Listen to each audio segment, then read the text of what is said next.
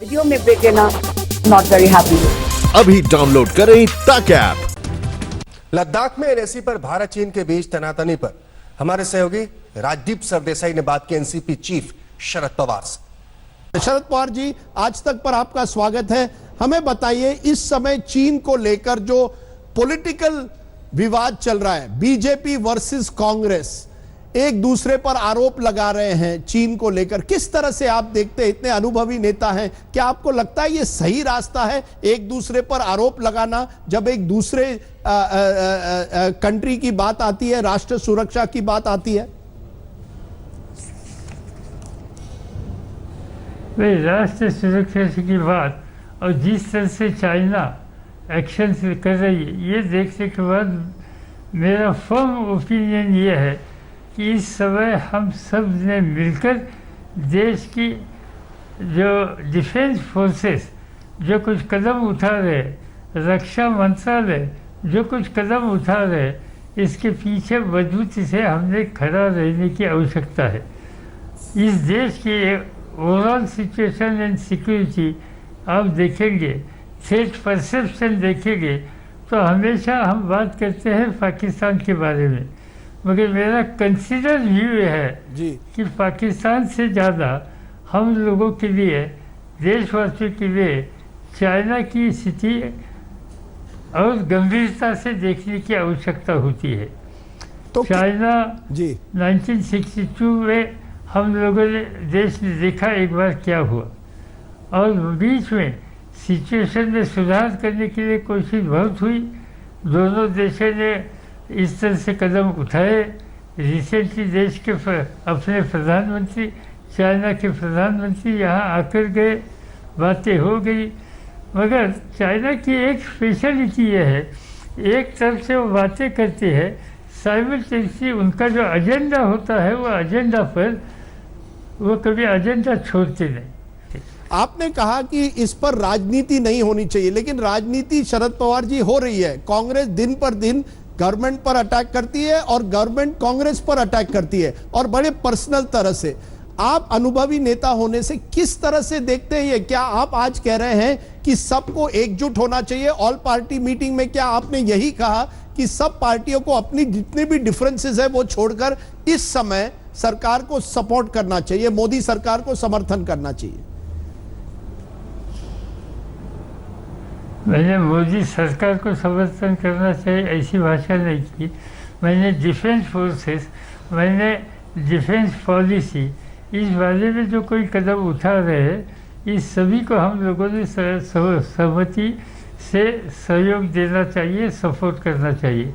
जहाँ तक political issue होता है तो पॉलिटिकल इशू पर अलग अलग राय होते हैं, मगर जब चाइना जैसे देश के सामने इशू हमारे सामने आता है तो मैं पॉलिटिकल इशू रेज करना पसंद नहीं करता। कांग्रेस का जो बात आपने कही जी तो मैंने खुद श्रीमती सोनिया जी का स्पीच ऑल पार्टी मीटिंग में देखा। उन्होंने ये चाइना के सामने जो परिस्थिति पैदा हुई है, इसमें हम लोगों ने मिलकर एकता से इसका सामना करना चाहिए, ये बात उन्होंने कही। मगर साइमल्टेनियसली जी और कुछ बातें और कुछ कदम उठाने की आवश्यकता थी। इसमें जो कमियां हैं वो भी उन्होंने देखने की कोशिश की और सुझाव दिया कि ये जल्दी से जल्दी ठीक करो। मैं इसलिए आपसे ये पूछ रहा हूं क्योंकि जो असलियत ये है कि विपक्ष, खासकर की कांग्रेस कह रही है कि ये पॉलिटिकल, मिलिट्री और डिप्लोमेटिक फेलियर है। क्या आप इसे, जिस तरह से चाइना ने गालवान वैली पर हमारे सैनिकों के साथ झड़प की, जिस तरह से जमीन लेने की बात हो रही है, क्या आप समझते हैं ये पॉलिटिकल, मिलिट्री और डिप्लोमेटिक फेलियर है हमारी तरफ से? मोदी सरकार का फेलियर है? मेरा साफ कहना यह है कि आज की स्थिति में किसका फेलियर है या किसने कुछ बहुत कुछ अचीव किया, ये बोलने का, कहने का बिल्कुल समय नहीं है। आज समय है मिलकर सामना देना, मिलकर हमारे आर्म फोर्सेस के हौसला कैसा ऊंची रहेगा इस पर ध्यान देना, और जो कदम इस देश की सिक्योरिटी के लिए जो किए जाएंगे, उठाए जाएंगे, उसको ठीक तरह से मदद करना। इससे हम बाहर निकलने के बाद एनालिसिस कर सकते हैं, फिर तय कर सकते हैं कुछ कमियां थी या कुछ नहीं, पर आज वो स्थिति नहीं, वो समय नहीं। लेकिन क्या कहीं ना कहीं इसमें आप राहुल गांधी को एक तरह से सलाह दे रहे हैं कि राहुल गांधी देखिए, इस समय ये समय नहीं है प्रधानमंत्री पर आरोप करना? क्या यही कहीं आप राहुल गांधी को इशारों में सलाह दे रहे हैं? मैं किसी को सलाह नहीं दे रहा, कोई छोटे लोग नहीं, सबको समझना चाहिए। मैं आज की आवश्यकता क्या है, what is the national need, आज की ज़रूरत क्या है, इस बारे में मेरी व्यक्तिगत क्या राय, मेरी पार्टी की राय क्या है, ये मैं बता रहा हूँ।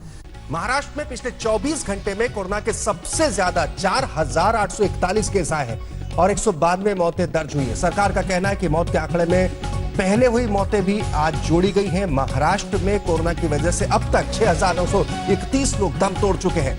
महाराष्ट्र में कोरोना के कुल केस 1,47,741 हो गए, जिनमें एक्टिव केस 63,342 है। मुंबई की बात करें, कोरोना 4,000 से ज्यादा लोगों की यहां जान ले चुका है। यहां कुल केस 70,000 के पार हो गए हैं। पिछले 24 घंटे में 1,350 नए केस आए।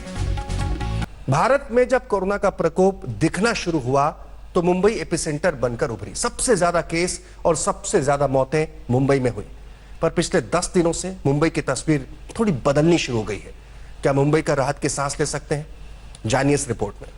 मुंबई कोरोना संक्रमण से पूरी तरह से उबरी तो नहीं, लेकिन सुकून देने वाली खबर है। ऐसा लगता है कि कोरोना ने महानगर को मोहलत देने का मन बना। महाराष्ट्र में संक्रमण के केस 1,42,000 से ज्यादा हो चुके हैं, जबकि मुंबई में कुल केस 70,000 के करीब है। लेकिन आंकड़े संकेत दे रहे हैं कि मुंबई की हालत सुधर रही है। संक्रमण की रफ्तार पर कुछ हद तक ब्रेक लगा है। अब आप इन आंकड़ों पर नजर डालिए।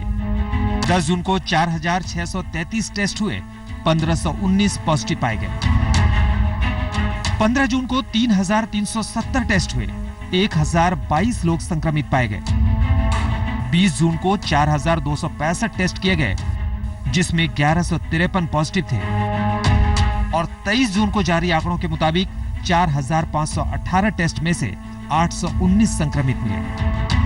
वहीं एक महीना पहले यानी 24 मई को 4,599 टेस्ट हुए, उसमें 1,722 लोग संक्रमित मिले थे। ये आंकड़े बताते हैं कि मुंबई में टेस्ट की संख्या लगातार बढ़ी है, जबकि संक्रमण की दर में गिरावट दिख रही है। मुंबई में अभी आंकड़े थोड़े बेटर है। मुंबई का जो डबलिंग रेट मई महीने के पहले अराउंड जो 10-11 था, वो अभी बढ़ के 30 से ऊपर चला गया है। 32-33 तक उनका डबलिंग रेट आ गए। और काफ़ी ऐसे इलाके हैं मुंबई में जहाँ पे डबलिंग रेट अभी 40-45 के ऊपर चला गया है। और ओवरऑल जो नंबर्स है वो कम हो रहे हैं, ओवरऑल डेथ रेट कम हो रहे हैं। तो मुंबई की जो कर्व है वो थोड़े फ्लैटन होकर प्लेटू होने की दिशा में दिख रही है। मुंबई को राहत देने वाला दूसरा संकेत ये कि ठीक होने वाले मरीजों की संख्या दिन ब दिन बढ़ती जा रही है। नमस्कार, मैं हूं अंजना ओम कश्यप। हमें उम्मीद है ये वीडियो आपको पसंद आया होगा। लेटेस्ट खबरों के लिए यूं ही देखते रहिए आज तक, और इस वीडियो के पसंद आने पर लाइक, शेयर एंड सब्सक्राइब करना ना भूलें।